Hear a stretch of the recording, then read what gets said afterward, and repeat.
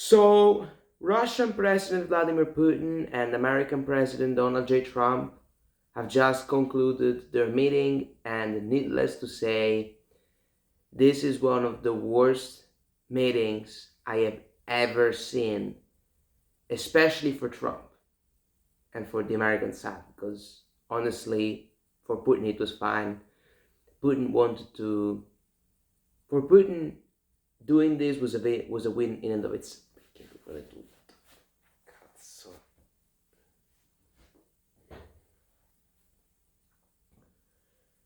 So, Russian President Vladimir Putin and American President Donald J. Trump have just concluded their high stakes meeting in Alaska, and needless to say, I think it was a disaster for Trump and for America. For Russia and Putin, it was totally fine.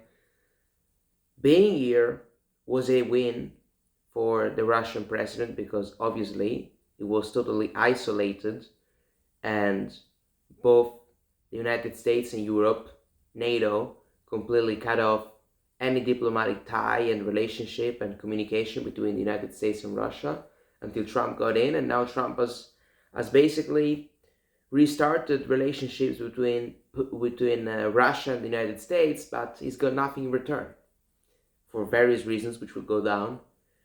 But I think this meeting was really bad, and I'm saying this sincerely, truly bad. And they didn't take any questions from any reporter whatsoever. Neither of them did. They didn't take any questions before they started talking in private, not just Trump and Putin, but also high-stake diplomats from both sides. It was a 3-on-3 meeting, then it became a 4-on-4, because the respective Secretary of Defense of each country joined the meeting halfway through, but it was a disaster. And Trump is being totally humiliated, and Trump looked very tired, exhausted, and Trump is looking very tired and exhausted. Trump doesn't have the energy he used to. And it's sad to say, undoubtedly, but this is also the reality. They asked Trump, I don't know when, but they asked him to rate this meeting from a scale from 1 to 10, and he said 10. Like this man is totally delusional, and he knows that this meeting was garbage. He knows it's not a 10, but he just keeps lying and trying to make everything seem like it's perfect, but actually he's being a disaster. Nothing short of that. Like, you can argue that it's better than the Democrats, but I'm like, guys, fine, it's better than the Democrats a little bit because he secured the border.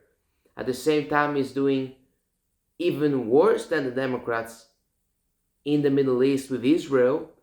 So, yeah, I guess he is. Woke is dead. I'm like, I don't know, man. This is just this whole argument that conservatives make, but it's better than Kamala because woke is dead, and because he secured the border. He bombed Iran at the behest of a foreign nation.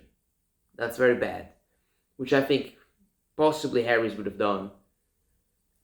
So it's not unique. But let's just talk about this meeting for a second. And Trump wanted a ceasefire at least. That's what he was saying on the plane on Air Force One. He was saying, if there is no ceasefire or some form of it, I'm gonna be disappointed. And if the meeting is not gonna go well, I'm gonna leave it. I'm gonna leave very soon. This is classic Trump, guys. When they asked him about the acronym Trump always chickens out taco, they were totally correct. Whomever the reporter was, I don't remember. I think it was a woman. Most reporters are women, to be fair. And she asked him about the acronym Trump always chickens out. And it's so true. Let's think about it. Let's think about this 7 months and a half. Tariffs backed out. If China retaliates, we're going to keep the tariffs high. He stops them. Then when it comes to Russia, Putin has got 50 days. I'm really angry, or else there are going to be secondary sanctions. I don't see him. 50 days got shortened to 10. Didn't care. So he always says impossible things. He never follows through anything. It's just unbearable. I'm gonna be totally honest. This administration is just unbearable. Like, they lie all the time. To be honest, everybody does. Let's just not say Biden didn't. And this administration, they were inactive. That was the thing. So it was less blatant, and they lied less. But it's just so unbearable. And then there is Caroline Levitt. She's annoying, to put it mildly, because she's basically she's saying what Trump is saying in a more cogent way. So basically she's saying that everything is so great, golden age, blah blah blah blah blah, with the only difference that she's a little bit more innovative with the way she says it, because she's a better speaker than Trump is, and she has got more energy. She's 25 or 27, Trump is 80, 79. On the other hand, Trump always repeats the same garbage, billions and billions of dollars from tariffs, and then he also says Russia, Russia, Russia. It's always the same crap, never changes. Broken, it's gone. And I think the last 12 years, I mean, not 12 years yet, but I think these last 3 presidents have been bad for the United States. Trump 1, Biden, and Trump 2 are going to be very bad. Because, truthfully, I don't know about Obama and Bush and Clinton and the other Bush and Reagan, but these last 3 presidents, guys, it's not been great. It's not been great. Too old, all of them. Not the first Trump. It was fine age-wise. It wasn't fine in other regards. But this meeting has just been a disaster. There's no other way of saying this. Trump was totally humiliated. The optics were very bad. Laying down the carpet, the red carpet for Putin, shouldn't have been US soldiers doing it. The optics were very bad. It was pretty humiliating, I'd argue. It should have been someone casually, but optics very bad. Not even a good handshake, which is like the funniest thing about Trump, that pulls the other dude when he gives handshakes. It didn't even do that thing. He did it a little bit the second time when they were standing on the Alaska thing. Second handshake they did, but this meeting was just a disaster. Nothing short of that. They didn't do anything. I've never seen anything like this.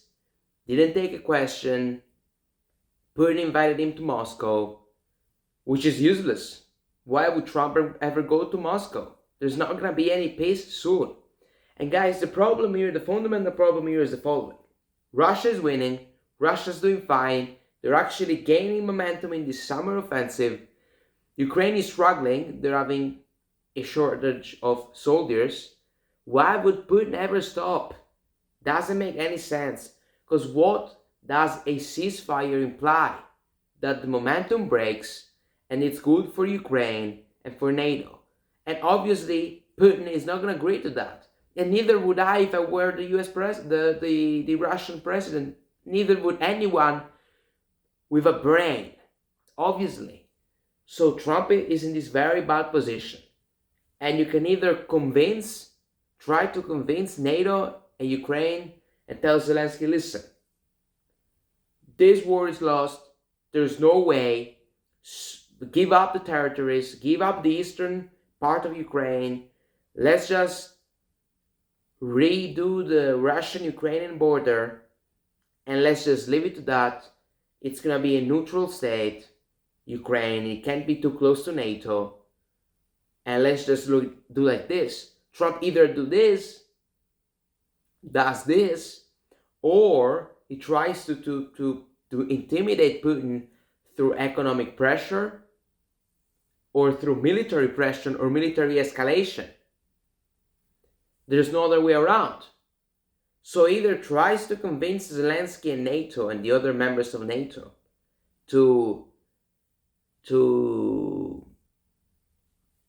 basically surrender, or it totally cuts aid to Ukraine totally and intelligence, and this could be used as a way to incentivize Ukraine to surrender, or there's going to be either another escalation, or this is just going to stay like this, and Russia's going to keep eating up Ukraine.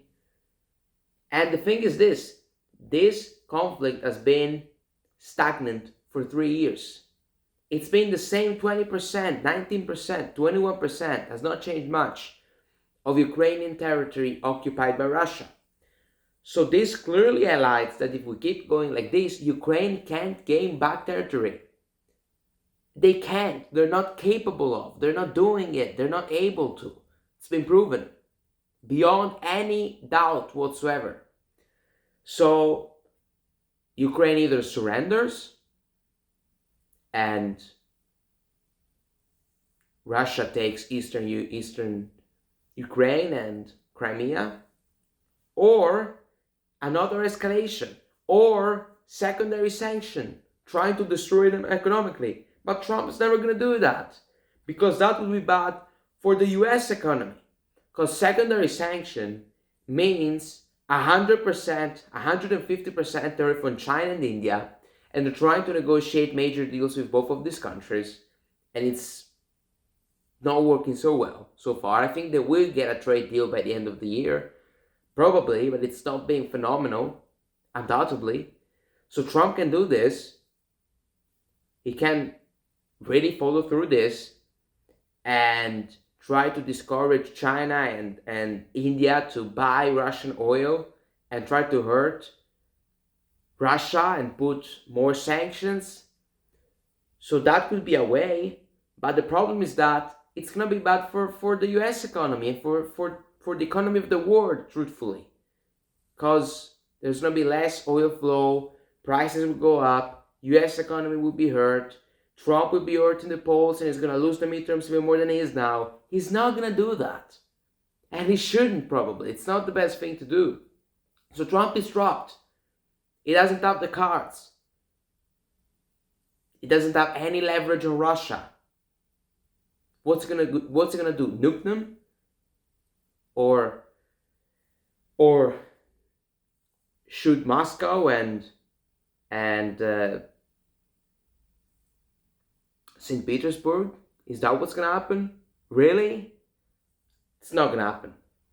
For various reasons. First of all, because it's a very risky move. And as we've seen, Trump always chickens out in the end. Always. There's no brave choice. There's no decisiveness. There's none of that. It's all stagnant. It's all something in the middle. It's all big threats and backing out. It's all saying something crazy and not doing it. It's just always the same stuff. Always the same stuff. And it's becoming really frustrating. And Trump is not funny anymore. The difference was before he was funny, objectively. Now he's retarded. Let's just say like it is. This looks like a demented 80-year-old man who's saying always the same stuff and the same words. When they ask him a question, he always rambles about the same garbage. Either Russia hoax, or I don't know, this war would have never happened if I were president, or Biden took in 28 million migrants. Like, it's always the same stuff. And Russia hoax and Obama should be committed treason. Always the same garbage. It's not funny. It's not good. It's sheer incompetence. It's a disaster. It's not entertaining anymore. Always repeating the same stuff. Always. I have not heard Trump say anything original since Jesus Christ was alive. Really. It's becoming really bad. And it's unbearable. Can't take it anymore. And I'm someone who strongly supported him. And Imagine this. So this is me, big MAGA guy, allegedly. That's what I was. I'm probably still right-wing, economically, surely. I believe in libertarianism and that sort of stuff. I tend to be that type of guy. Small government. Also, when it comes to immigration, I'm center-right, at least. Right-wing, I would say, restrictionist. I'd say center-right, but hey, it's very bad. Undoubtedly. Will there be another meeting between Trump and Putin? Maybe. It's kind of useless. The question is, will there be a Putin-Zelensky-Trump meeting or Putin-Zelensky meeting? Or a meeting between Putin and a Ukrainian delegation? Will there be one? Doesn't seem like it. I don't think there's been any progress made. Trump called Putin 87 times since he became president, almost more than Netanyahu, who's his owner. And still, it's always the same stuff. Productive conversation. This is always the same thing every time. When you're engaging in diplomacy, high stakes diplomacy, and there is a lot of, and two adversaries talk with one another, and they don't make any progress, they say it was very productive. They shared visions. Always. It's always like this. In reality, no productiveness, just stagnant. A disaster, truly. And this meeting should have been hosted in a third country, Saudi Arabia probably, where they hosted the meeting between Lavrov and Rubio in February. This has not been good. And I think Trump is incapable, totally incompetent in many regards. This has been a very disappointing administration so far. It's only going to get worse because the Democrats will take back the House of Representatives in 26. Whether Trump tries to add seats in Texas and Florida and Ohio and Alaska and all these states, it's not going to be good. They're going to be destroyed in the midterms. It's going to be an electoral bloodbath. They lost 43, 41, 40 seats in 2018. And you think he's not going to lose seats now? He's not going to lose the White House. He's going to have 3 majority. That's his majority. The slimmest majority, 3 in the House of Representatives. Republicans are gone there. Gone. No chance. Senate, 53-47, maybe they're going to lose that one too. And Democrats will impeach Trump over Epstein, abuse of power, whatever they will make up or justify. They're gonna impeach him. They're not gonna remove him, I think. I don't think Trump will ever be removed from office, which would mean conviction. But that would need impeachment, which takes a simple majority in the House. I don't want to be mistaken here. Correct me if I'm wrong.